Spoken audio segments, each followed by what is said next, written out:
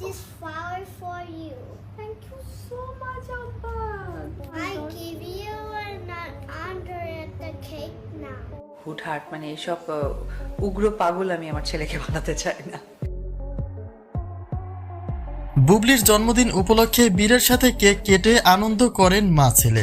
তবে সেখানে লক্ষণীয় বিষয় ছিল শেহজাদ খান বীরের মুখে ইংলিশে কথা বলার ধরনটি।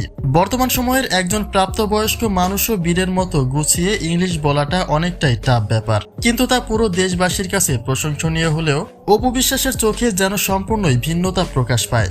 অর্থাৎ ফ্যামিলি টাইমে কেন নিজের ভাষা রেখে অন্য ভাষায় কথা বলতে হবে, ঠিক এমনই একটা আলোচনা চলমান রয়েছে অপু বিশ্বাসকে কেন্দ্র করে। ব্যক্তিগত জীবন নিয়ে বেশ আলোচনায় রয়েছেন ঢালিউড কুইন অপু বিশ্বাস, যেখানে কেউ তো আবার তাকে বহুরূপী নারী বলেও সম্বোধন করে। বলা হয় তার উপরের রূপটা সহনশীল হলেও ভেতরের রূপটা অনেকটাই বাজে প্রকৃতির। যে বীরকে এখনো নিজের সন্তান বলেও আখ্যা দেন তিনি, সেই বীরকে নিয়ে একটা সময় বাজে মন্তব্য করেছিলেন অপু বিশ্বাস। বুবলি তার ভালো লাগার জায়গা থেকে বীরকে নিজের মতো করে একটা লুকে সাজিয়েছিলেন, কিন্তু তা দেখে শেহজাদ খান বীরকে উগ্র পাগলের সাথে তুলনা করেছিলেন অপু বিশ্বাস, যা একজন সিনিয়র অভিনেত্রীর থেকে মোটেই কাম্য নয়।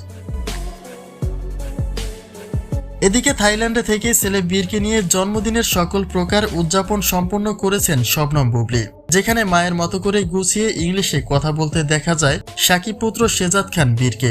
আর তারই জের টেনে প্রশংসা কুড়ানোর পাশাপাশি এমনটাই আলোচনা রয়েছে যে একজন শিক্ষিত মাই পারে একটা শিক্ষিত জাতি দিতে। I give you an under the cake now.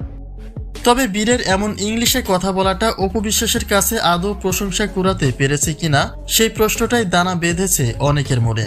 যেহেতু জন্মদিনের সবটা ঘরোয়াভাবেই ছিল, তাহলে নিজের ভাষা রেখে অন্য ভাষায় কথা বলাটা আসলেই কি সুশিক্ষার প্রমাণ?